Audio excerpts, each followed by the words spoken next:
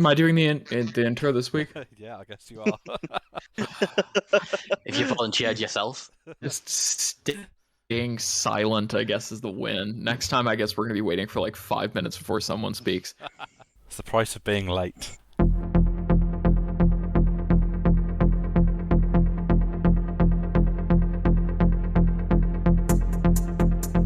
All right, everyone, welcome to the Osint Bunker podcast. Here with John from Defense Geek, Jordan from Intel Air and Sea, Kyle from, of course, Kyle Glenn on Twitter. We also have Israel Radar this week, who is responsible for covering some of the best stuff I've seen on ADSB, and we will probably be talking to him a lot about everything ADSB related. And of course, in partnership with UK Defense Journal. I think we should probably just get started into the week. Where are we going to start in the week? I It's don't have the list up. It's been a couple of weeks since our last episode went live. That's kind of been sort of a bit of a. We decided to try and take a bit of a break. We've been sort of recording the podcast now non-stop for about 6 months, and it kind of made sense as well to sort of spread some of the episodes out a little bit more.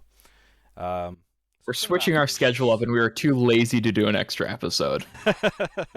Yeah, something like that. So it's been about 3 weeks since we had our last episode, but hopefully that means we've got plenty to talk about this week. Absolutely. And honestly, we should probably just start off with, I think, what would be the biggest news over the past 2 weeks, which would be the, of course, hypersonic missile arms race currently ongoing. One that, at least from my point of view, definitely could be sort of seen as Russia being a clear first place right now in developing that technology. And then probably the Chinese and the US sort of trading blows in whoever can sort of get a higher level or a potential hypersonic glide vehicle weapon into service quicker. I know China tested one utilizing a fractional orbital bombardment system, which is definitely, I mean, the system has existed for a while, since the 1960s when the Russians developed it. Sergei Korolev, father of the Russian space program, thought it would be a great idea because it would allow the Russians to hit the US from the south, going, over the South Pole. So it was just something that could evade US early warning radars. And eventually the US and Russia came to a treaty that they wouldn't place nuclear weapons, weapons of mass destruction in space, which sort of cut out the fractional orbital bombardment system. China is not a party to that agreement, so of course they can test stuff like that.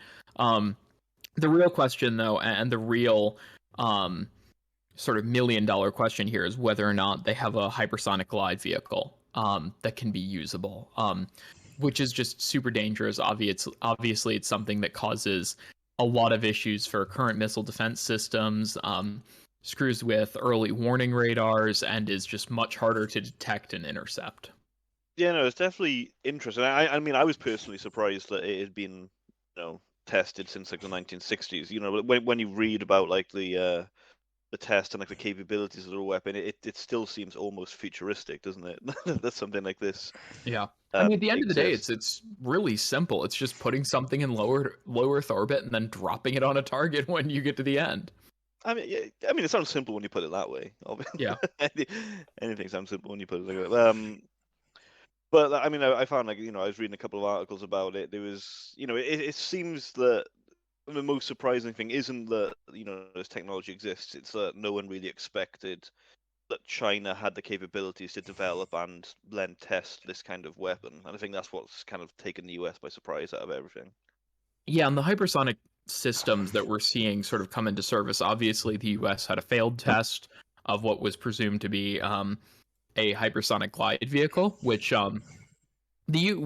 we weren't aware of existed, which is definitely something, hey, I guess that was sort of announced with the failures, that the US is at the point where it's testing a hypersonic glide vehicle. But again, it's just one of these situations where all it's doing is reducing the amount of warning time, the amount of preparation and the amount of possible, time to think out a potential nuclear response to any sort of potential nuclear attack. Now, the issue with that is if there's a false alarm, or if both sides are extremely cautious.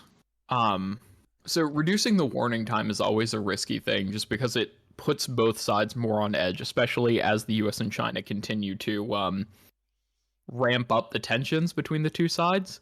It's just one of those risky things that obviously, it goes against all the principles of nuclear non-proliferation, and at the end of the day, it's just a risk to everyone.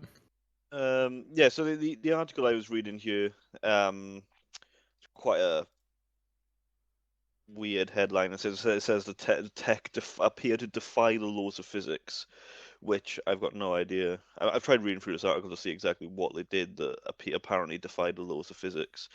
I'm guessing it's a regular journalist writing about defense stuff. Yeah. That defies the laws of physics. But it seems like like China have obviously they've completely denied that it is what everyone's saying it is. They say that they tested like a reusable space vehicle, which compared to all recent excuses they've used, is quite a plausible one, I suppose, considering for what the test did. But the test itself, didn't fail as such, but the missile missed the target, didn't it? By not a small margin, which it says here about 40 kilometers, which I suppose if it's a nuclear weapon. With nuclear Yeah. weapons, there's sort of the principle of close enough. Yeah. I mean, like 40 kilometers, it's probably close enough. But I mean, if it's a non-nuclear warhead, then it's quite a big miss. That doesn't matter. Yeah. But yeah, no, it's definitely interesting to see what we definitely do seem to be in a kind of a new kind of space weapons race almost, which is nuclear arms race. Let's call it what it is. Yeah, and the previous one led to a lot of cool tech anyway, just outside of military applications. So it could be good for us, a new kind of arms race. Yeah, just the potential downsides are sort of limitless. Yeah, very true. I think it's interesting as well that we're seeing sort of the main aims for the US and China are these hypersonic glide vehicles, as you mentioned, and North Korea. Yeah, because it's worth saying that Russia's sort of hypersonic weapons at the moment, the ones that they've already tested and that they are pretty much as we speak trying to roll out onto launch platforms, particularly some of their sort of frigates operating near Syria, they are very much your sort of hypersonic cruise missiles rather than sort of glide vehicles. So again, they've got a slightly different method of sort of travel. And I was just remembering again today that as far back as 2011, the UK and France were actually looking at their own hypersonic cruise missile. It was back then it was called the CVS 401 Perseus. I think now it's still called the Future Cruise Anti-Ship Weapon. But that's a project we've not really heard much about since they announced it. That's because UK defence procurement is an absolute car crash. Yeah, there is that. There is that, but it kind of makes you wonder as well, because obviously the US projects, I'm trying to remember the name of it now. It's the AGM 183 ARW. Yes, that's the one. That's kind of almost come out of nowhere in the last few years, hasn't it? And they're sort of gradually being more and more public about, I mean, I think for the first time we actually saw photos and videos of it this year, being carried by test aircraft. That was 2019 actually. Oh, was it? I know. I'm shocked. It was the first dummy round, I think, was 2019 being carried on a B-52. Right. I mean, the thing about the AGM 183 is that it from what people have said, it's much shorter range, and is more something akin to I don't know, the the AGM-28 Hound Dog, which was basically just a really really large nuclear missile that would be fired by B-52s in order to remain, have some standoff distance from their target. I think that's sort of what that platform is more going for. Just that sort of standoff weapon that can defeat current missile defense systems. I think we've basically come to a level where Russia is focusing on, with their hypersonics, a combination of things, which is long range nuclear deterrence. So, refitting their current land based silos and maybe submarine launched ballistic missiles with hypersonic glide vehicles and other hypersonic cruise missiles. And then also integrating hypersonics into their current sort of fleet doctrine, which more relies on utilizing heavily armed cruisers and destroyers to counter U.S. Fleets. So, that would be either putting them on backfires in order to target U.S. carrier battle groups, or putting them on, whatever surface action groups they have. Just sort of, continuing with that current sort of, I guess, doctrine that they have, that's sort of, not as much focused around carrier battle groups, but both land-based and sea-based assets to launch long-range standoff missiles. And then China, from what I've seen, is probably going towards more of a in-theater approach, apart from their fractional orbital bombardment system, which probably is meant to defeat, or is meant to sort of augment their land-based silos. They don't actually have that many weapons, probably about, right now, 500 more strategic nuclear weapons, because their policy is limited strategic deterrence, which is basically the minimum number of nuclear weapons they need to, have deterrence. Which is why they're so threatened by the US's current anti-ballistic missile system, which they believe, might negate their actual deterrence. So they might be looking at a combination of in-theater hypersonic vehicles to counter U.S. in-theater ballistic missile defense in Guam and in, the first island chain. And then, of course, that second level of system in order to counter whatever U.S. anti-ballistic missile systems on this more strategic scale. And then, of course, the U.S. is sort of in this position where it doesn't really have doctrinal use for hypersonics right now, which I think is why they've been sort of ignored. And there's been a lot more focus on, of course, anti-ballistic missile systems and more defensive stuff, long-range stealthy cruise missiles. There just hasn't been the same focus in the U.S.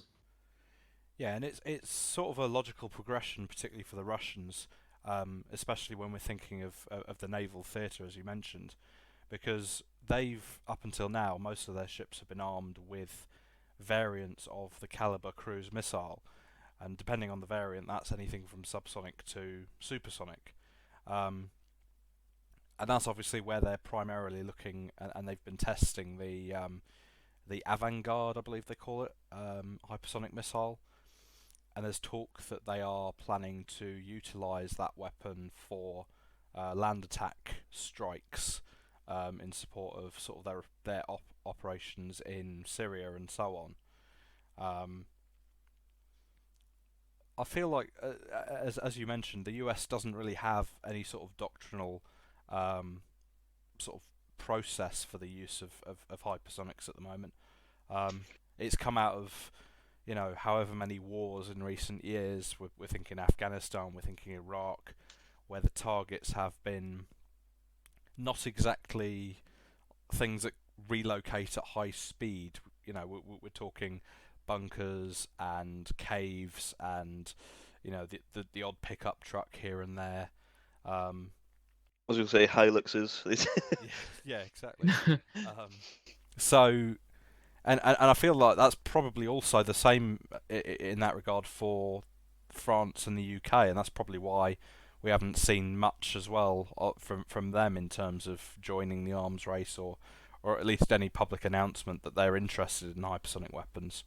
Like you mentioned, though, China very much has a doctrinal reason for them, and I'm waiting to see sort of a development for specific anti-ship hypersonic weapons from them, because their whole battle strategy is for a high-speed missile strike against US carrier battle groups that would threaten, sort of, as you mentioned, the first island chain and closer. Well, that's what they're developing at the moment, isn't it? China, their air-launched ballistic missile, which I was reading earlier, they're expecting it to be operational by 2025, and it just looks absolutely ridiculous. This massive ballistic missile which are just going to drop out of their bombers, and it's got a range of up to like 4,500 kilometers. It would be obviously designed to like hit like airfields and aircraft carriers and stuff like that. And it just seems like such overkill to need to drop something like that out of an aircraft. For a conventional weapon, obviously, I said it can be, like they are nuclear capable, but a conventional weapon just seems absolutely ridiculous. And I think that, I'm personally of the belief that there's going to be some kind of confrontation with China before 2025.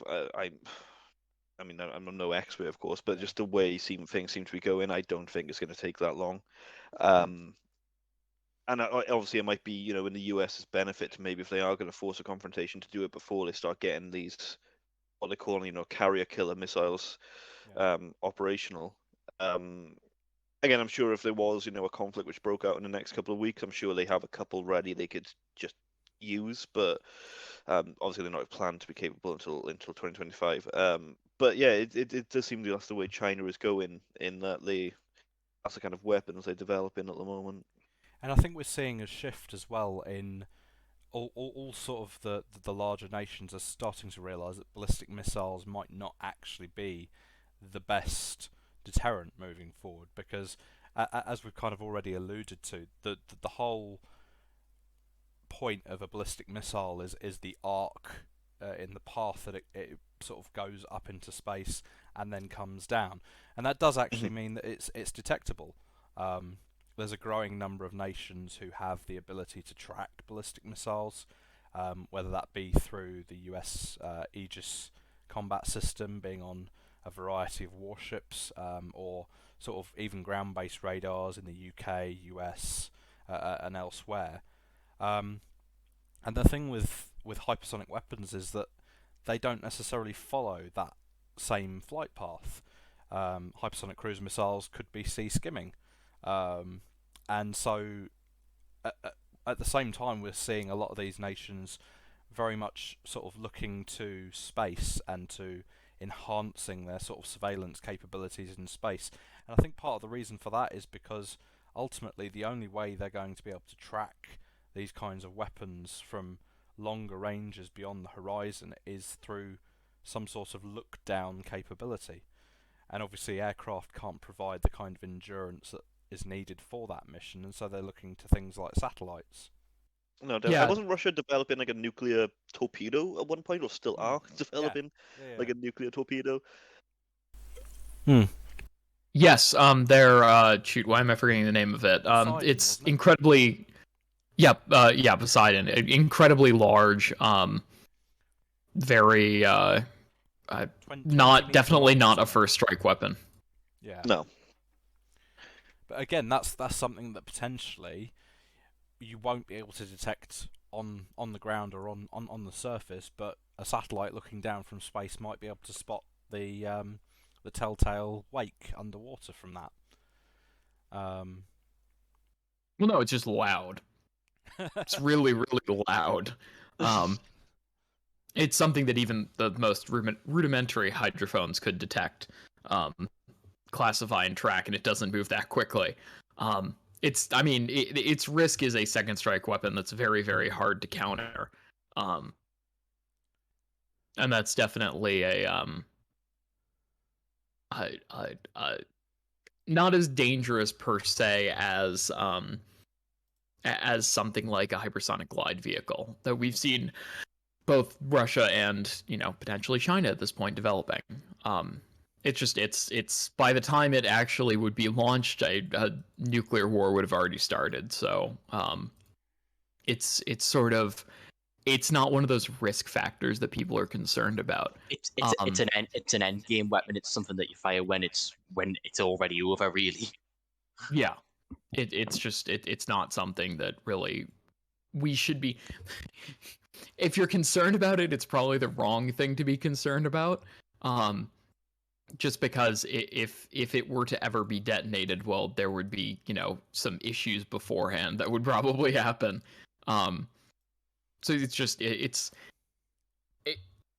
something less to think about on the grand scale. It's just it's something that I don't know. I think people will make a big issue of it, where it's just. I really don't know how to say. Basically, it's not something to worry about. Like that's all I can say. It's undoubtedly a threat, but at the same time, that threat is not going to be realized because bigger threats are going to happen before that happens. Yeah, I don't know how to put it. Like, more other weapons are going to be fired before that weapon gets fired. there's only so much you can say about it. And then I think it's probably time to move on to the next topic we wanted to talk about, which was, of course, Israel beginning their preparations to attack an Iranian nuclear facility again. Which that reporting was done by. Let me just pull the article up here real quick. That reporting was done by the Times of Israel, reporting that I believe the IDF chief of staff ordered budgetary funds to be set aside for preparing, including drilling and practicing for a long-range strike on an Iranian nuclear site. The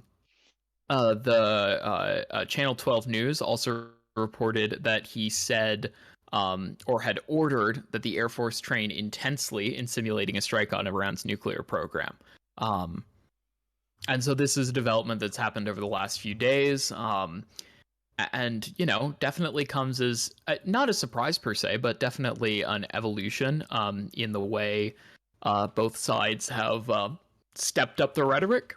Yeah, no, definitely. Like I said, it's nothing particularly new, is it? Like Israel does say every so often that there are plans to strike like Iran's nuclear infrastructure, and everyone knows that if things do eventually, if Iran does get too close to getting a working weapon, or at least anyone near getting a working weapon, then Israel's obviously going to step in and take measures. But it is always interesting when Israel flat out says that they're training for it, or they're preparing for it, or whatever.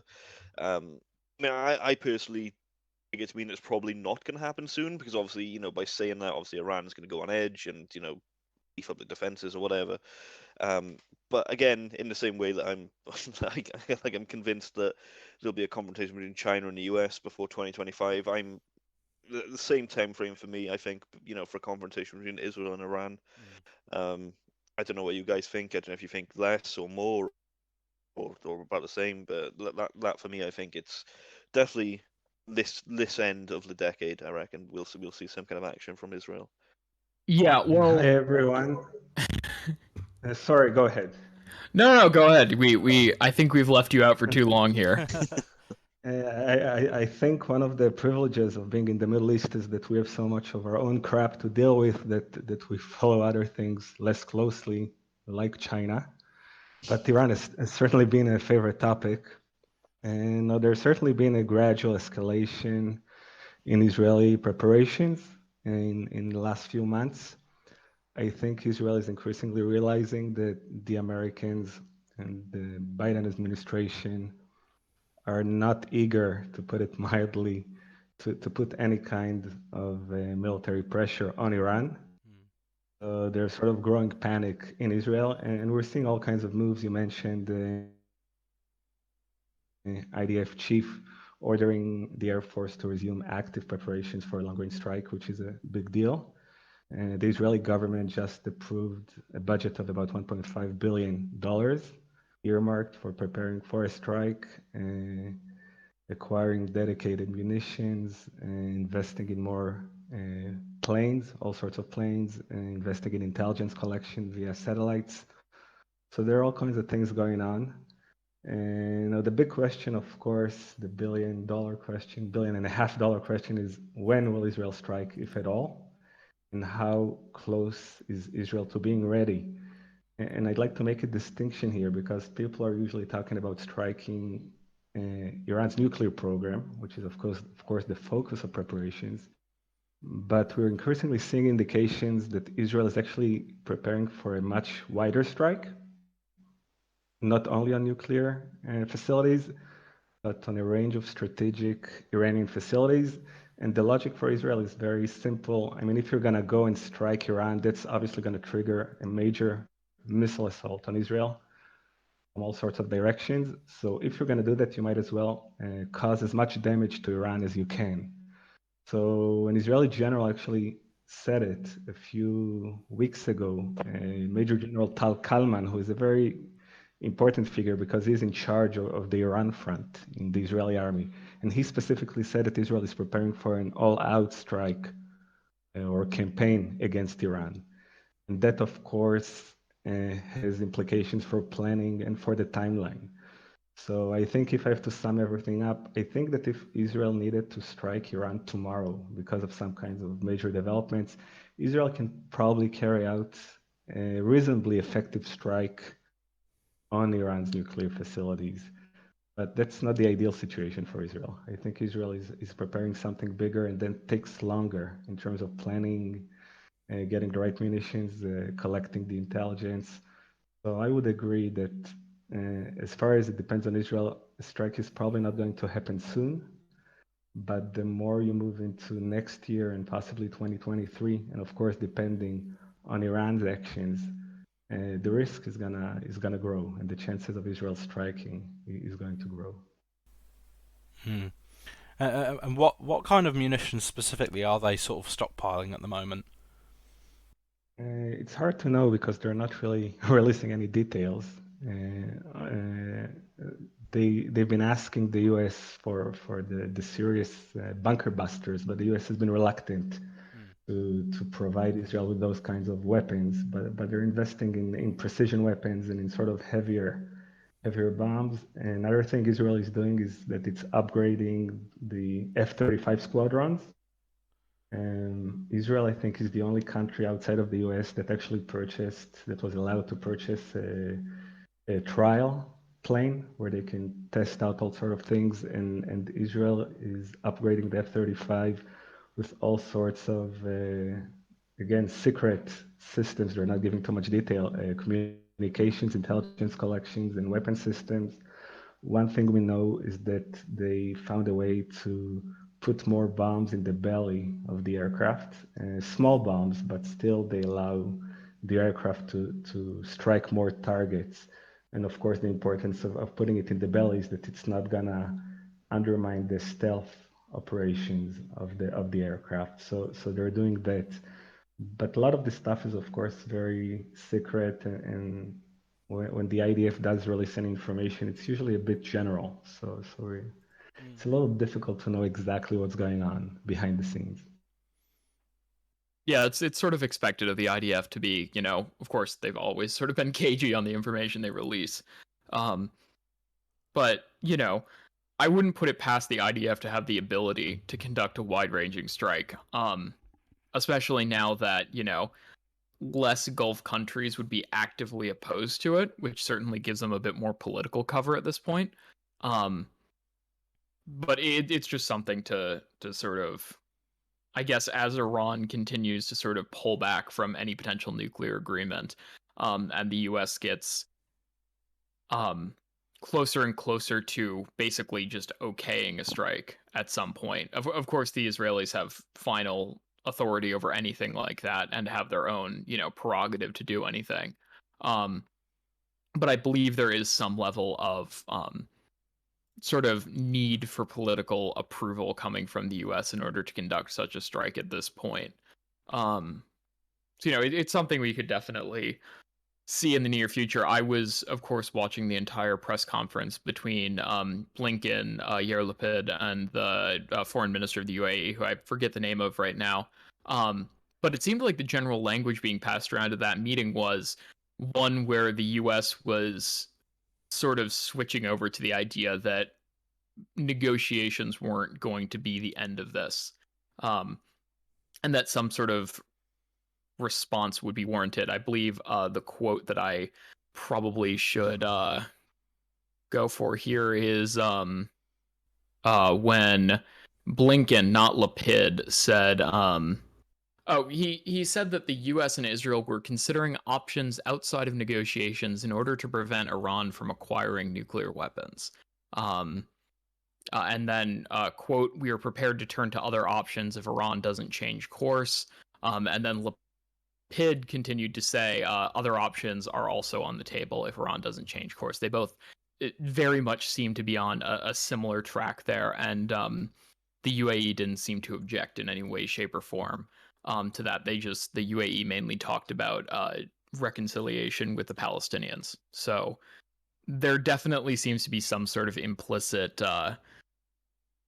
approval, I guess, at this point for any potential strike that we may see in the future. I think you're right that for Israel, American support is very, very important. It's going to make many things much easier. I think that Israel and the US see the threat relatively in similar terms, but I think the Israeli concern is that the US is very, very slow to take actual steps to even indicate that they're willing to do something serious on the military front. And there was an interesting report a few weeks ago, I don't remember where, citing an Israeli official saying that while the Americans are starting to lose patience with Iran, Israel is concerned that the Americans don't really have a plan B. And apparently, the Israelis asked the Americans for a massive show of force. They asked the Americans for some kind of a huge drill in the Gulf or something of that sort. And the Americans refused. So while the US might slowly start to sort of adopt Israel's position, it still looks like their timelines and the seriousness with which they take the threat is still different. And for understandable reasons. I mean, for Israel, this is obviously a very, very serious threat. And for the Americans, they can live with it, at least for now. So I think there's really a growing concern in Israel that the Americans are just not there in terms of the military option. And for Israel, ideally, of course, they would prefer if the international community dealt with this issue and if the Americans dealt with this issue. But increasingly, there's the understanding that it's not happening just yet. So I think the big question will be once the Iranians make even more progress towards a bomb, which is unclear if they will do that anytime soon. But if they do, it would be very interesting to see if the Americans are willing to take a more forceful approach. Because if they're not, Israel is going to find itself in a very difficult predicament. Yeah, and it's sort of interesting to see because the current political situation, at least inside the U.S., with Blinken as Secretary of State, his policy is sort of interesting. I would say he obviously has a certain level. I mean, he is Jewish, but he has also crafted or was responsible for crafting the Obama administration's policy on the Iranian nuclear program, which focused more on negotiation before anything. So I think this, there's this certain level of confusion in trying to read what his actual policy is at the end of the day. It's just it's very interesting to see sort of where he's trying to move and what he's trying to do into the near future. And I think Yeah, I definitely agree with you. I think, go ahead, sorry. that's all right. I think we've all kind of pointed out at various points as well that the Biden administration has been somewhat slow in dealing with a lot of these threats.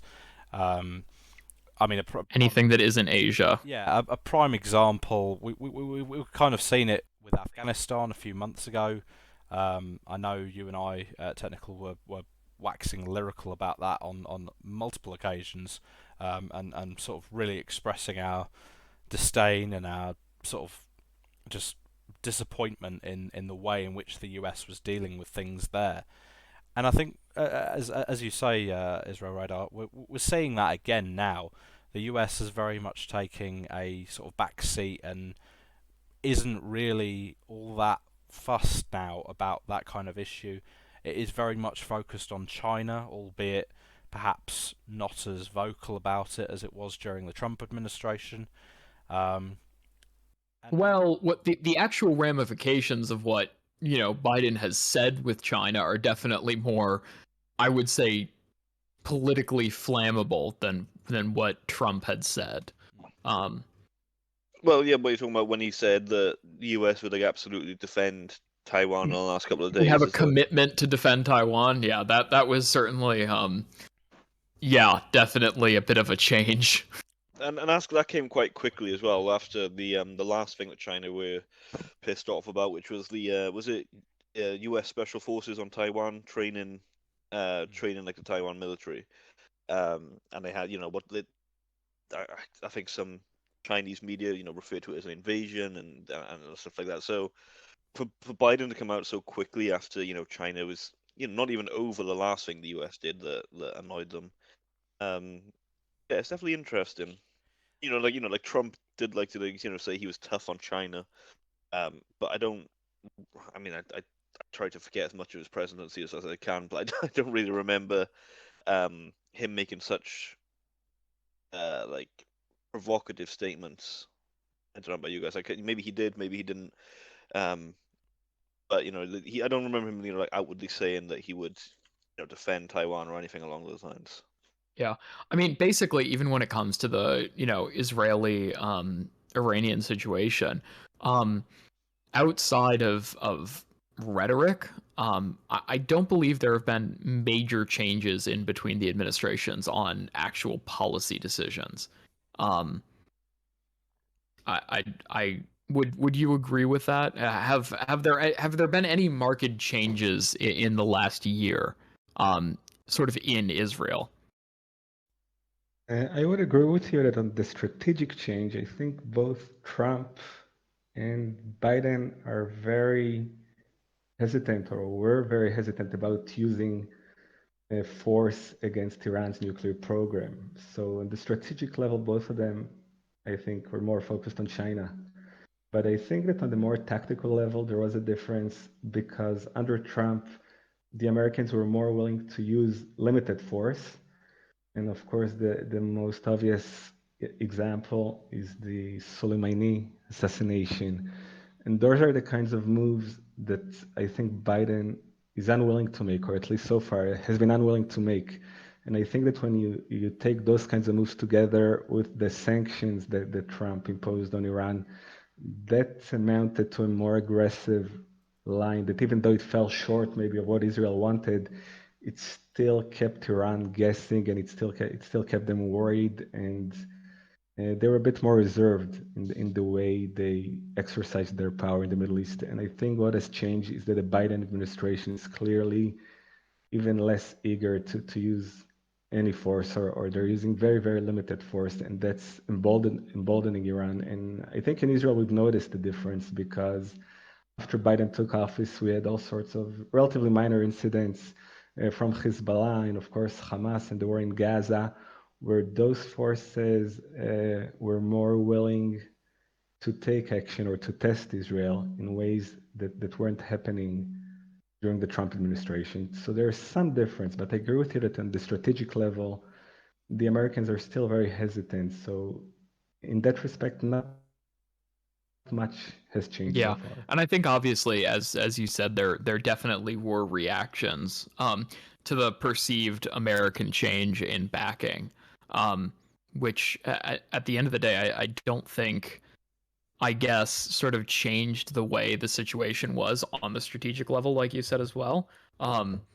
So there's a certain level of what we're expecting to see in the near future. And I mean, I don't think any of us, and I don't want to speak for the group here, I don't think any of us think that Iran will go back to a nuclear deal at this point. No. No, I don't think so. Absolutely not. Yeah, so I think we can be somewhat conclusive on something like that, but it's just it's something I guess we see moving into the future of trying to manage this threat like it's 2010, I guess. So it's something interesting to of course deal with. Obviously, interesting probably isn't the right word for that because it is a threat. It is a real threat both to Israel and to other neighboring countries who have to deal with some of the non-nuclear threats from Iran, like Hezbollah and IRGC backed groups, sort of running around wild. Um, and I think that might actually be a great time to pivot to what happened in Lebanon um, last week, or I think now just over a week ago. Um, Lebanon had a bit of an incident where two not both weren't Iranian backed group, but Hezbollah and the Amal militant group held a march in order to get the person investigating the Beirut port explosion removed. They believe that he is unfairly targeting Hezbollah members in the Lebanese government in order to drive them out. Um, so they wanted to protest that. They're claiming that he's American backed and that he, is serving as a pawn for America. As that was happening, they were basically walking down the street that served as the demarcation line between Christian neighborhoods and Muslim neighborhoods during the last civil war. And they were shot at by what is presumed to be Christian militias. No one's entirely sure of that right now, but they returned fire and just poured fire into this Christian neighborhood, basically just targeting everything and anything. Um, and eventually, the Lebanese army had to sort of move in and separate the two sides by force. So we're basically seeing right now Lebanon is very insecure from the utility standpoint, and they really there isn't a lot of governmental control at this point over Lebanon. We're seeing groups like Hezbollah um, get more and more sort of bold. I have talked with some people, and there's sort of I guess, group understanding that Hezbollah doesn't really want to run um, Iran or doesn't want to run Lebanon because no one can really run Lebanon right now, and no one wants to. And so they mainly want to serve as antagonists to the current government. So it's definitely a situation that if it destabilizes, it definitely impacts a lot of security in the region. No, definitely, and Mhm. like that incident when, I mean, on the videos, and I can't remember what the exact death toll was. I believe it was like 12 or 13, from what I remember. Um, I remember which seeing 6, but I didn't follow uh, the death toll later on. I know a lot of yeah, people were it wounded. might be lower. I might be like overestimating what it was. But when you look at the videos, and I know I'm sure most of us here were watching the live streams at the time, um, the amount, just the sheer volume of gunfire that was on the streets, it's a miracle that the death toll was as low as it was.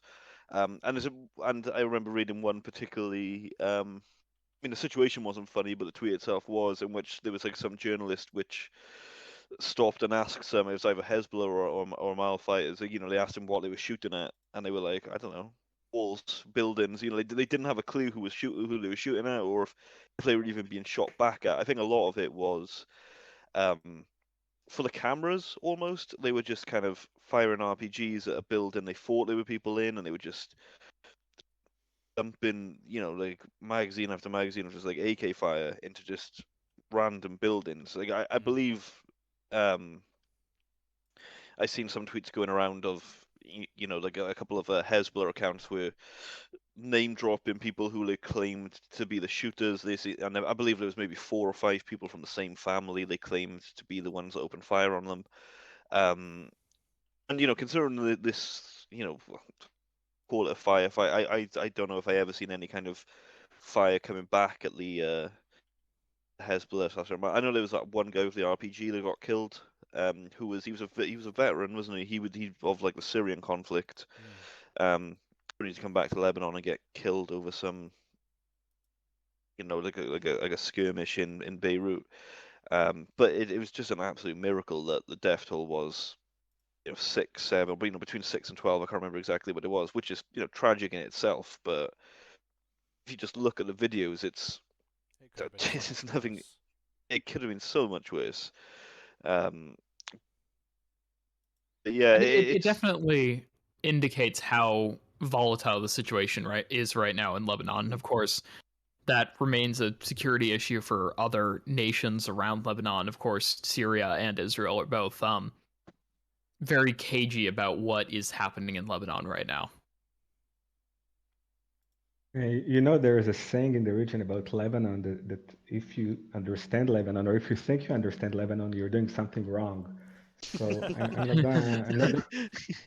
I'm not going to pretend that I fully understand what's going on in Lebanon, but there are certainly growing indications that Hezbollah is starting to be challenged, or that there's growing displeasure with Hezbollah in some circles. And we had the recent incidents, of course, and before that we had a few weeks ago there was rocket fire from South Lebanon, from Hezbollah to Israel, and some local villagers actually tried to stop it, some Druze villagers.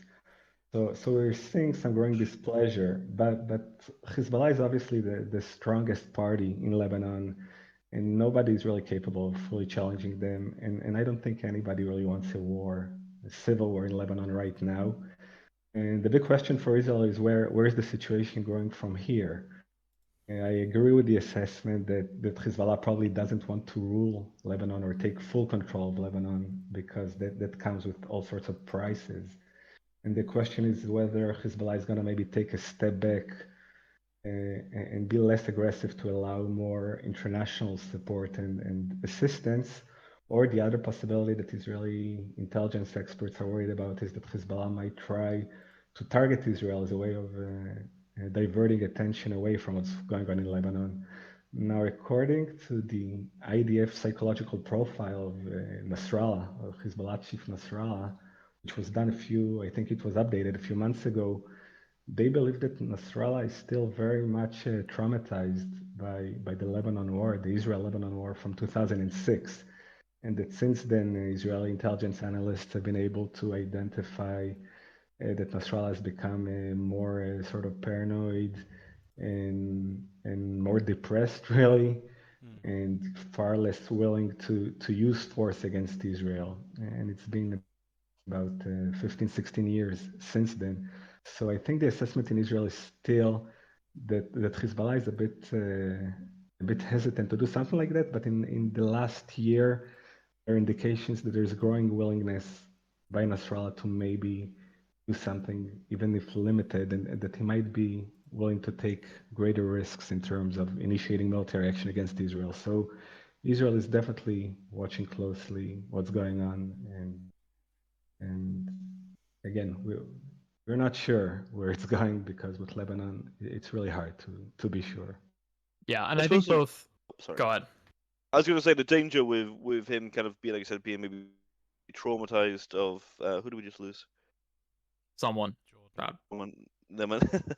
the kind of danger of him being maybe traumatized is, if he's not going to want to come across as maybe seen as weak, because if he's seen as weak at any point, then obviously that's an opportunity for Israel, it's an opportunity for those that oppose him, whether that's internally in Hezbollah or external groups in Lebanon. So I suppose if he feels like he's being backed into a corner, so to speak, that's when I guess it gets dangerous. I suppose he could kind of lash out at that point. Yeah, and I think no one really, I mean, Israel learned during the 1980s, and Syria also learned during a similar period of time, that no one really wants to be responsible for Lebanon, because Lebanon is just, the peace in Lebanon was very hard earned, and seeing something like that collapse would be horrifying. Just after the, years and years and years of just horrifying fighting that went on in the Civil War. Just I don't think anyone wants to see a repeat of that. And it's just it's something that definitely serves as a risk, and something that no one wants to, to just it would be horrifying. And it's something that I guess all parties are trying to control right now. And it's why I openly, even though Syria is definitely trying to gain influence in Lebanon, their new importation of fuel oil into Lebanon has just certainly been an asset, being able to at least provide the Lebanese people with about 6 hours of power a day. That's certainly better than it was even before the last major blackout, which brought people down to effectively no power every day. Just to make a final point, maybe about Lebanon, if the situation wasn't messy enough, one big issue there is that Hezbollah is engaged in a massive military buildup that Israel is following very closely. The big concern is the high precision project or the high precision missiles that Hezbollah is trying to acquire. And what they've been doing so far is smuggling in kits, technological kits that enable them to convert sort of more primitive rockets into high precision missiles. And that's a huge concern for Israel. And the red line for Israel is supposedly 500 or so precision rockets would be an unacceptable risk. So that's something that Israel is monitoring very closely, and the possibility of a preemptive strike is definitely a real possibility next year. So even if Hezbollah doesn't initiate anything, you might see eventually Israel actually initiating something, which is another major development, of course, in the region. It's quite interesting that you said about the kits to kind of transform the kind of unguided rockets into guided rockets, and I guess the only comparison I can think of is almost like a budget JDAM, right? That's what it kind of sounds like. Yeah, it's something like it's something that you can smuggle in a suitcase, and you can just fit it on the rocket. Hezbollah is also trying to actually produce more serious high precision missiles, but they've suffered some setbacks. I think last year there was a drone strike that nobody took responsibility for, but you can guess who did it. A drone exploded in Beirut and supposedly destroyed some kind of equipment that was critical for Oh, I remember producing that. And high they claimed it was like precision a media missiles. office or something. That wasn't the claim. They claimed it was like their PR office or something along those lines. I don't know if you're talking about the Gaza thing, which is something a bit No, different. it was in Beirut. I'm sure didn't Hezbollah said like the building got hit. It was just like offices or something along those lines. Is that the same incident you're talking about? You might be right. I don't remember the excuse that Hezbollah gave, but according to Israeli intelligence, there was some kind of very unique equipment that was destroyed, and Hezbollah apparently hasn't been able to replace it. So they've been going with the kits for now, but they're still trying to industrialize the production. And if they can do that's going to be a major issue. All right, and I think we should probably now move on to of course, what we sort of have to talk about, Carrier Strike Group 21, recent developments there as it continues to transit back actually now. It's sort of been a while since we've talked about that. I think that's something that you wanted to talk about, John. Yeah, I mean, I was hoping Jordan would help me out with this, but he's obviously dropped out. Yeah, so the UK Carrier Strike Group has obviously begun its journey home now after taking part in a number of exercises in sort of the area of Japan and Southeast Asia. There's been some issues again, as you know, we've had before. There was an exercise that took place the other day where one of the Royal Navy's destroyers was supposed to have taken part with half a dozen other warships from various nations, Singapore, Australia, and so on. And unfortunately, due to some sort of mechanical fault, we don't know exactly what yet, but the destroyer had to drop out of that, meaning that there was no British representation in that little task group for that exercise. Now we've been assured by various sources in Singapore and Australia that the issue wasn't with the engines. Obviously, Type 45 destroyers have famously had a number of major issues with the engines. We've already seen it earlier this year with the Carrier Strike Group when one of the ships of that class had to return to Italy for a major sort of fix to do with the engines. So we don't really know what's happened there, but obviously that has meant that the carrier has sort of proceeded a little bit of the distance home now again without one of its sort of primary air defence destroyers. That coupled with the fact that the US destroyer that has been escorting the group ever since it left the UK has now obviously departed and is on its way home to the US across the Pacific. So far as we're aware, the carrier strike group is still on schedule to arrive back in the UK in time for Christmas. Obviously Christmas is now just 2 months away exactly, and you know, they've obviously still got to journey back through the Mediterranean and then back up through the North Atlantic to Portsmouth for the journey home. Yeah, and I know we've now been talking about Carrier Strike Group for when did it leave? Sorry, just trying to check my Good few months update here. Yeah, I you know what? I'm gonna double check this because I want to be right.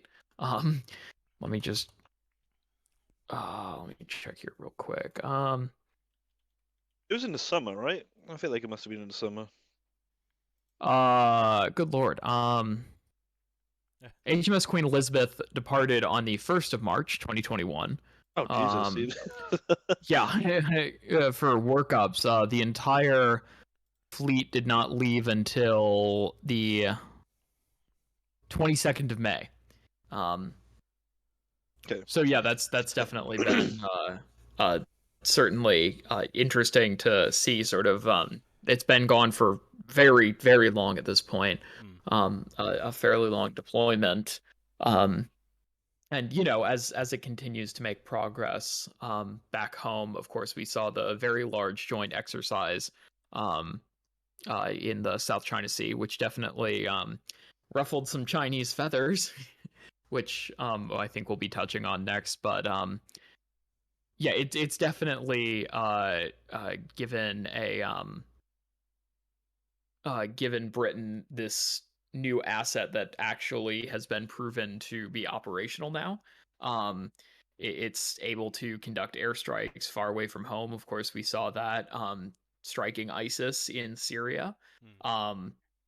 And you know, it's this asset that can also, you know, be rushed to East Asia if something were to happen. Of course, as HMS Prince of Wales also continues to come online and be integrated into the fleet. That's another asset that can join any potential issues. And we've also seen the UK stationing offshore patrol vessels into the Pacific at this point, which sort of is just a continuation of that that continuing presence in the Pacific.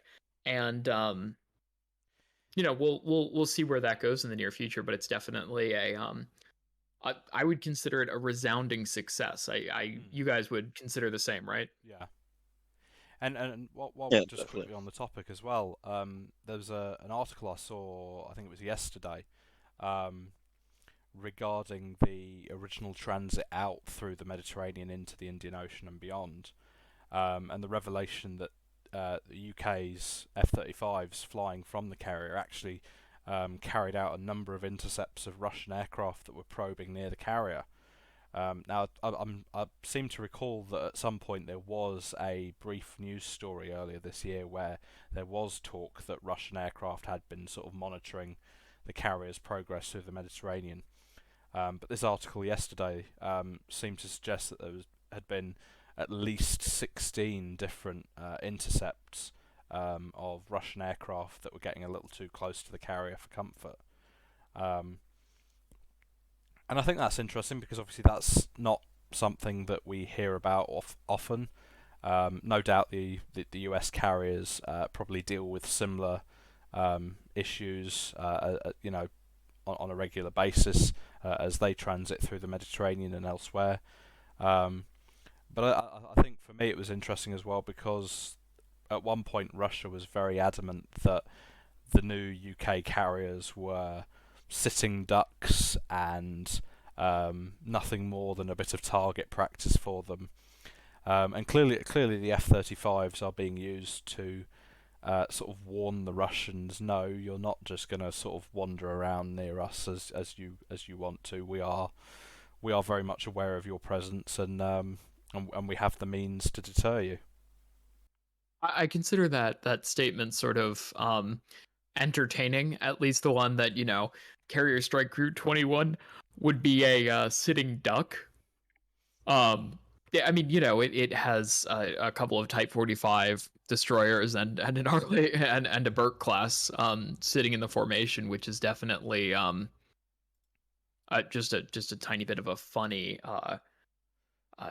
assumption that it would be a sitting duck. No more so than a U.S. Carrier Strike Group, which I consider somewhat entertaining. Yeah. I mean, that doesn't even take into account like how difficult it is to even sink a carrier in the first place. I mean, wasn't there the US, like a decommissioned carrier they tried to sink and they just couldn't do it, and I think in the end they had to like put people on board to like just put explosives like strategic locations, so then it eventually sank. Yeah. But I remember it's it took hard. them like days just hitting it with everything they had, and they just wouldn't sink. Yeah, it's definitely hard to sink a carrier. Kind of reminds me of Iran's mock-up carrier that they had at one point, and how they spent absolute ages throwing all sorts of weapons at it, and then eventually they sank it by accident, didn't they? Yeah, it just kind of toppled over, didn't it? Yeah. Yeah. But I think we should probably move on to sort of everything that's been happening in Taiwan and the East China Sea, while of course Carrier Strike Group 21 has been sailing in the area. So I think we should probably just touch on this briefly, but China has obviously been ramping up pressure on Taiwan over the past few weeks. It culminated around the Republic of China's Independence Day, which is different than the Communist China's Independence Day, the People's Republic. But China was, putting pressure on Taiwan as, of course, a very large combined carrier strike force made up of a Japanese aircraft carrier. Let's just call it what it is. A Japanese aircraft carrier, 2 U.S. carriers, and of course, Carrier Strike Group 21 were operating as an integrated unit in the South China Sea. So that's definitely something that angered China a lot. And I think we're going to continue to see China make these bold and, I guess threatening activities towards Taiwan. At some point they are going to start sailing larger forces through the Strait of Taiwan. So it's something that we will continue to see in the future, and I fully expect it to continue to be an issue. No, and I know the photos when you came out recently, or at least we've seen them recently. I assume they were recent, of China moving the like tanks and like armored personnel carriers inside civilian ferries or like civilian cargo ships. I don't know if you guys saw that. Because I know like one of the main things people say is like China doesn't have the capabilities to launch like an amphibious invasion of Taiwan, but the fact that they now like releasing these images themselves of like the one I saw was just like a ferry, and it was just rammed full of like armored vehicles, and I mean I don't know how much of how I know war crimes are always difficult, but I don't know if that would be not a war crime as such maybe, but it's got to be a breach of some convention surely, using, or if they hide them at least. I don't think it is it entirely. I don't believe so. Don't quote me on that, but from what I've seen, it's not it's not any sort of offense. But again, I mean, it's an interesting use of the assets they have on hand. Because it's not like they would be sailing those ferries alone around the towards Taiwan. They would obviously be a part of of some sort of amphibious landing force. But it's it's a good way to pump up their potential amphibious landing craft numbers, because Of course, these are roll-on, roll-off vessels. The U.S. has similar vessels that are utilized that are both utilized in civilian roles and in military roles. So that's definitely just an asset that a lot of countries use. But moving into the future, of course, China has made it clear they intend to invade Taiwan. They will acquire the assets to do so. And, Yeah. It's no secret that they're planning on it, is it? Yeah. And again, like I mentioned earlier, I'm fully expecting some kind of, if not a full invasion attempt, some kind of limited clash around the island in the next. I mean, I'd say before 2025. And the issue. Oh, I was sorry, go going on. to say I've kind of put it out there that my view is we will see a clash over Taiwan in the next 12 to 18 months. I know there's a lot of people who disagree with me on that. A lot of people who sort of are more towards the latter end of the 2025 sort of time frame. But I genuinely think we are going to see them make a move a lot sooner than later.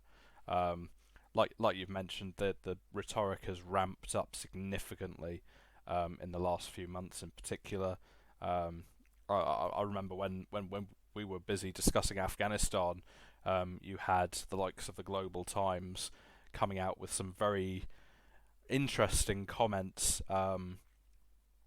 sort of about Afghanistan, but also very, very squarely aimed at Taiwan and the US sort of view of Taiwan. So I think we will probably see it sooner rather than later, and I think it will take a lot of the world by surprise when it does happen. Yeah, I mean, my current assessment of the situation, and I might look stupid in the future, I might not, I may look like I'm smart, but it's an educated guess because of course no one knows what China's going to do. But while there are ongoing supply chain shortages and sort of chaos in the current market, and China is dealing with coal shortages, I don't think they want to start a war until that gets worked out. And I don't see that getting worked out until probably 2024. So I think that sort of drives sort of where the potential start date would be further into the future. Yeah, no, it makes sense. And I mean, no one but China knows when they're going to do it. They'll do it when the conditions are perfect for them, isn't it? They're not going to do it anytime before or after that. So, and like I said, the conditions aren't perfect right now, so I don't expect it anytime soon. And I suppose the big part as well is just how close any kind of US kind of response force could be to the time. Like, I don't know how long it would take for any kind of sizable US force to kind of get to Taiwan from wherever they'd be based at. Cause if China there's a fairly large permanent U.S. deployment in both Japan and Guam, and of course the first island chain as well. So you'd probably be looking at immediately at least one carrier and a marine amphibious ready group in the region at the time. Yeah, and I know I've talked about this on Twitter a couple of times. Like I think the issue for the US and Taiwan is the same issue that the Baltics have for NATO, in that the fear was always that Russia would invade and occupy so quickly that NATO wouldn't be able to even respond to kind of keep them out or keep them from occupying. And at that point, do you risk a larger war over like the Baltics, or in this case Taiwan? Yeah, Which I mean, I think as most much people as just say they wouldn't really. They would just kind of let Russia have it. and that was the assumption, I guess, until Biden went out and said that the U.S. has a commitment to defend Taiwan. And of course, when it comes to military issues, it may say Congress has final say over these things, but in reality, the president is the one who makes the decision on stuff like that, and Congress mostly follows.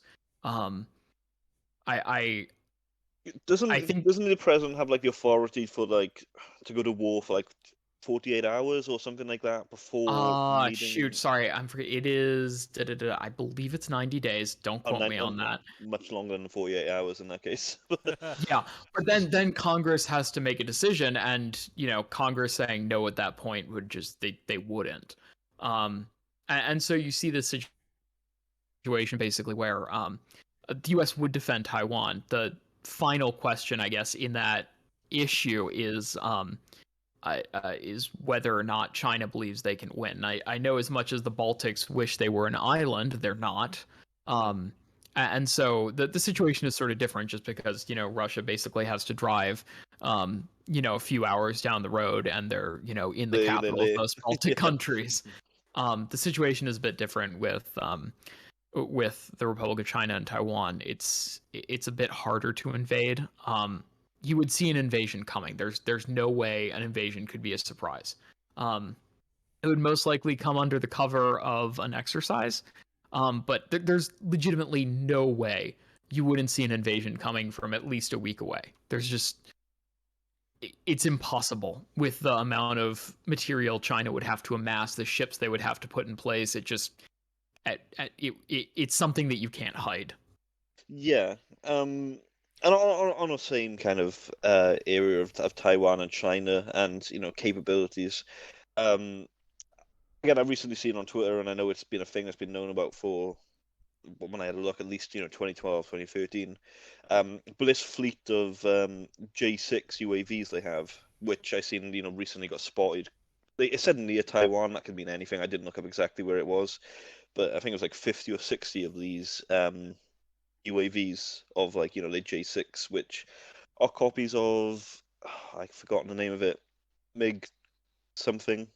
Someone help me out. Someone help me out. 29s? Wait, 30. Wait. 20, I was going to say 29, but I don't know if that's You right. mean Su-27s? No. The J6. Is it old? Is it old? Yeah, no. The J6 is a MiG-19. Is an Su. Oh, sorry. Yeah, the J6. Yeah, the MiG-19. Sorry, I keep getting that mixed up with the other ones. Because it's a J16, right? It's like the newer one. Yeah, the J16 is the Su-27 copy. The J6 is the really old one. Yeah, so they've basically got a fleet of like 50 or 60 supersonic UAVs, which, in the case of any kind of conflict with Taiwan, I think in the same way Azerbaijan used the, again, names escape, AN-22, is it the Antonov? It was basically just decoy drones. Yeah. Yeah, but basically have, how the U.S. uses the mauled standoff platform to bait air defense platforms into firing. I assume you could also turn them into basically just really big suicide drones. Yeah, which is a terrifying image. Yeah, because they'd be much larger than any other unmanned platform. Yeah.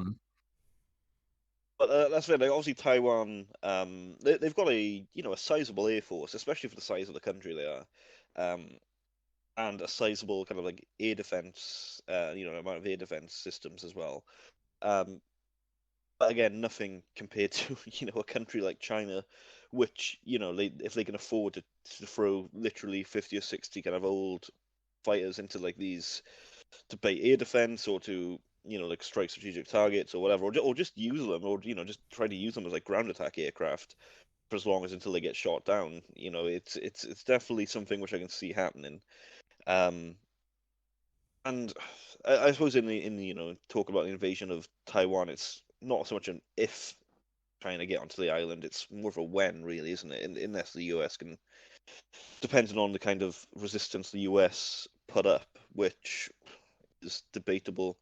I remember reading an article a few months back that was saying that like maybe the US wouldn't use any kind of strategic missiles against China because they were afraid that China would misinterpret them as nuclear missiles, or I can't remember exactly what the article was arguing, but it would be interesting to with the US saying they've got a commitment to defend Taiwan, like how far does that go really? Will they just, I mean, I don't know. What do you guys think? Like, what do you think that means in terms of defending Taiwan? Does that mean do you think they'll strike mainland China, or will they literally just sit off and maybe enforce a no-fly zone? Or I'm I think dubious, to be fair, that the US would actually defend Taiwan personally. I'm the same. Especially in light of the way in which they withdrew from Afghanistan and how disorganised that all was to start with. I'm inclined to think that what they actually mean to say is they'd be prepared to try and deter China. Whether that would mean they park up 4 or 5 carrier strike groups sort of around Taiwan and sort of say, you're not coming near. At that point, that kind of leaves it to China as to how determined they are to take back Taiwan. But yeah, I don't personally think that the US would be throwing tens of thousands of troops into trying to defend Taiwan. I don't think they'd have the time, frankly, to mobilise enough of a force. Because as you say, they've got troops in Japan, they've got troops in South Korea, in Guam, and so on, but they don't really have the numbers to sort of be able to deploy majorly from there, particularly because if they were to suddenly move loads of troops from those locations to Taiwan, China could just turn around and be like, well, okay, well, we'll go and attack Guam instead. I mean, here's the thing. So any invasion by Taiwan would take time. Like that's a known. It would take a fairly long amount of time to actually, to perform something like that. I think the question is, the U.S. would have time to stage assets, especially air assets in the region, if China were to attempt a crossing or an amphibious invasion. And so Taiwan has enough of a force where they would be able to defend themselves for a bit, but then would rely on secondary U.S. assistance. So the U.S. does have some time to establish a certain number of forces in the region. Now we do know that. I think the real question is whether or not the U.S. would have the political will to do it. That's certainly a question. Obviously that's again a huge question of whether or not the U.S. would be politically willing to do it. But they could. Like you definitely can game plan it that the U.S. can do it, because it would just be an incredibly hard task for China to actually perform. But I think right now that political will exists.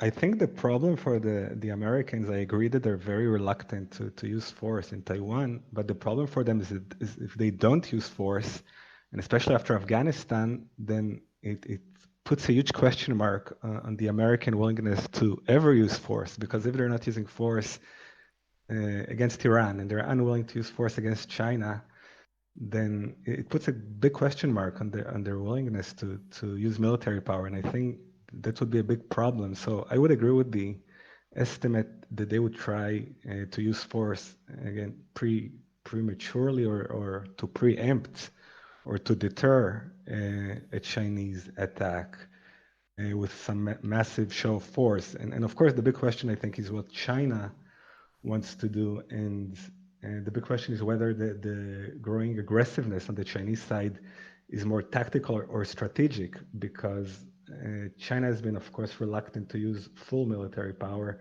And if you read all those books about the Chinese grand plan to take over the world and to dethrone the US, that's supposed to happen in 2040 or 2050. So when we're talking about a possible Chinese invasion in a year or even in 2 years, if they do that, that would signal that China feels very confident about their own abilities and very dismissive about the American determination to stand up for Taiwan. So that's a really huge dilemma for the Americans.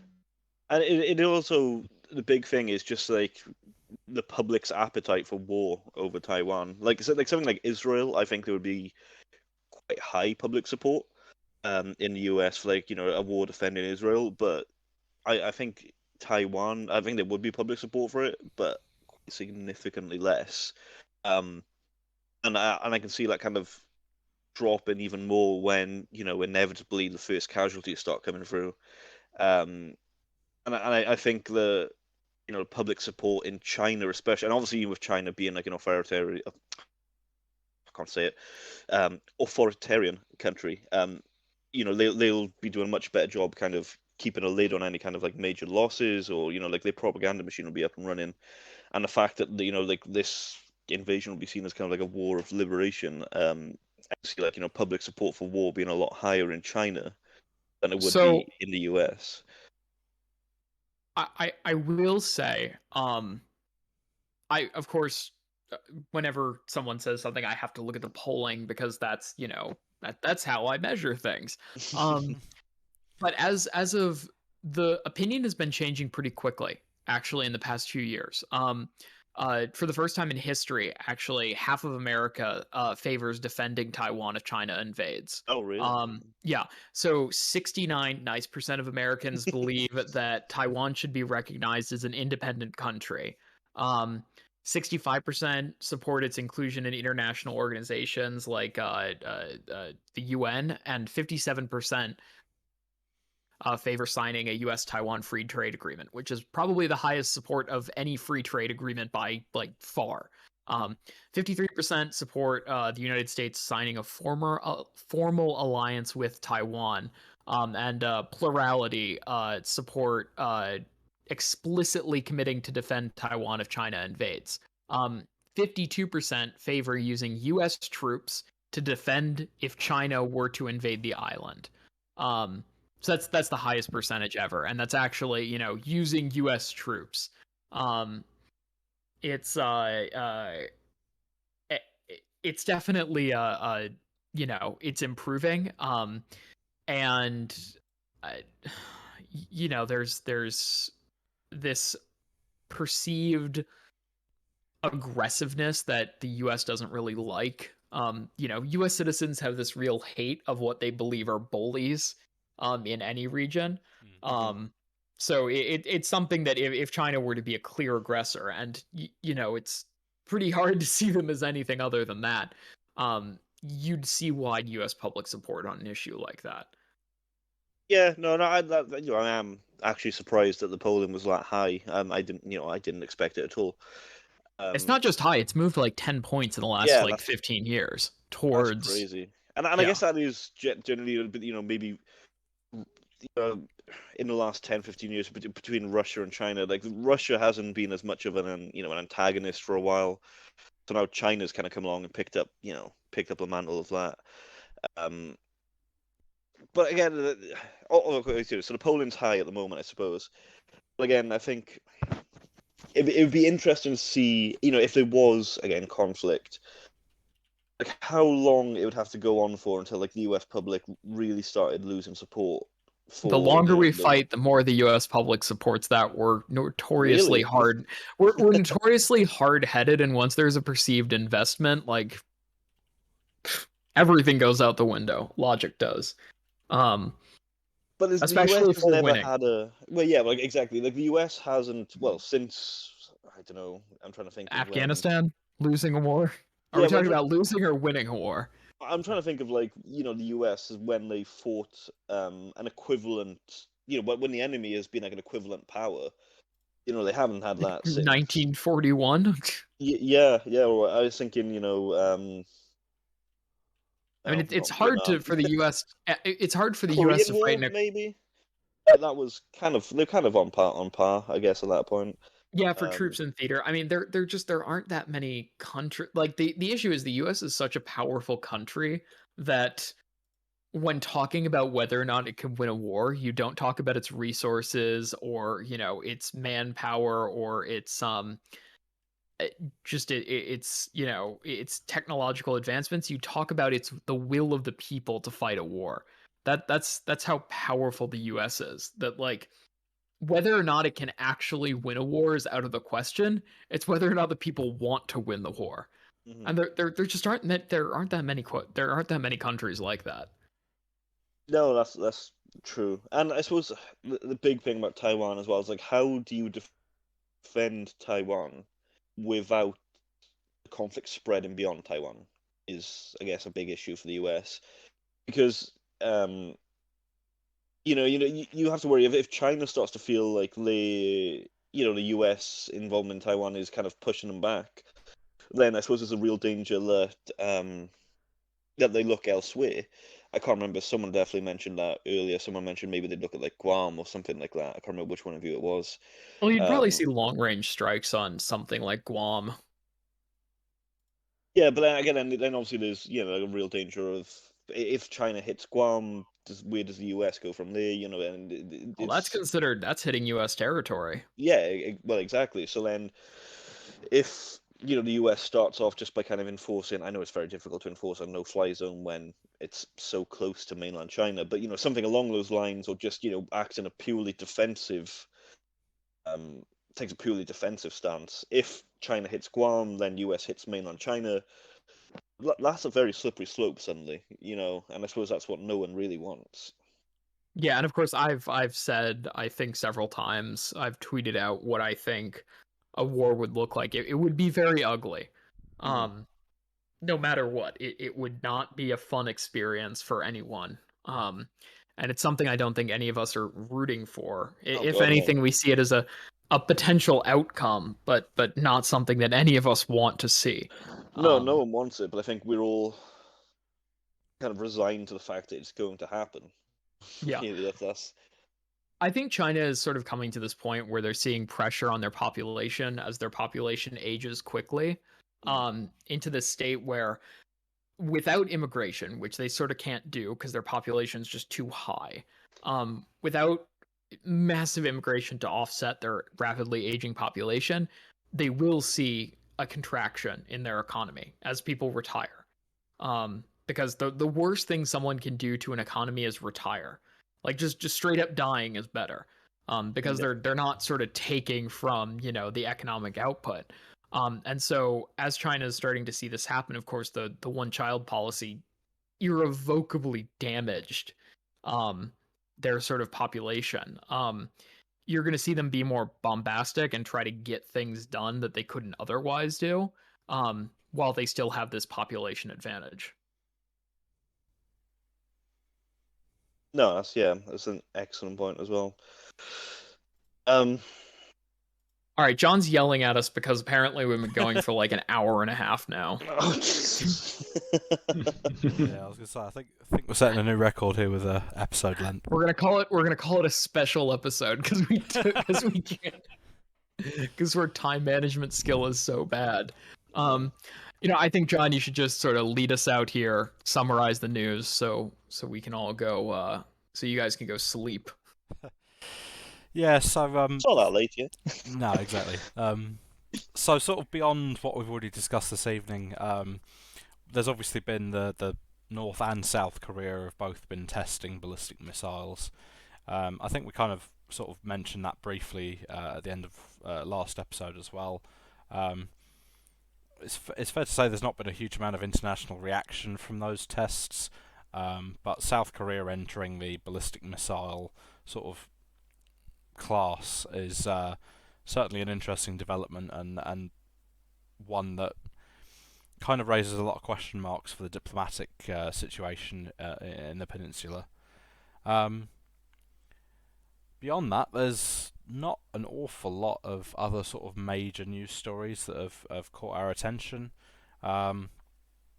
France is sending a Marine Rafale to India at some point, I believe this week, for them to trial the aircraft on their aircraft carrier. India is, of course, still looking at purchasing a naval version of the Rafale jet for their carrier, after struggling with their indigenous designs for a carrier-based fast jet for some time now. Yeah, and that's pretty much it. So,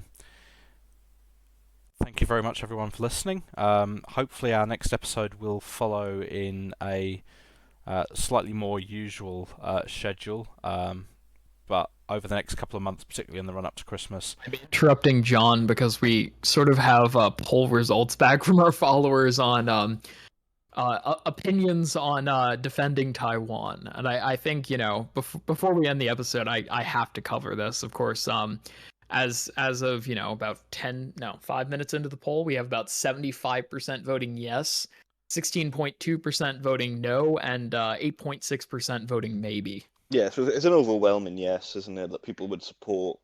Well, our followers are largely of the same different. mindset. I would. Yeah, So yeah, it's different to kind of difficult. We're in we're in a little echo chamber of people who are of like I said, the same mindset. But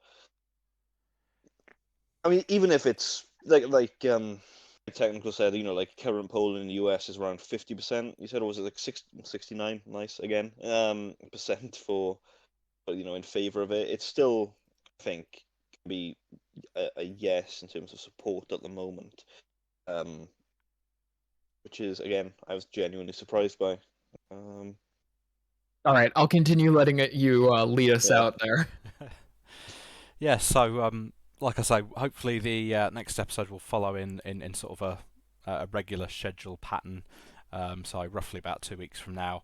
Over the next couple of months, though, obviously in the run-up to Christmas, episodes will sort of occur at random intervals. We're going to try and slot a few more guests in the run-up to the end of the year, and obviously Season 2 will continue into early next year.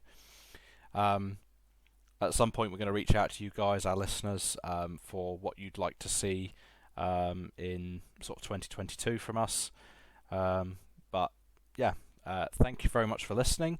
Don't forget that you can catch us on YouTube, on Spotify, Amazon Music, Apple Podcasts, TuneIn, Google Podcasts, and a variety of other platforms, as well as obviously downloading the podcast for free from our rss.com site. We hope you've enjoyed this week's episode, which has ended up being a bit of a bumper episode with lots to talk about. But thank you very much to Israel Radar for joining us. And thank you for inviting me. Yeah, it's been a pleasure to have you on, mate. And with that, we will wish you farewell.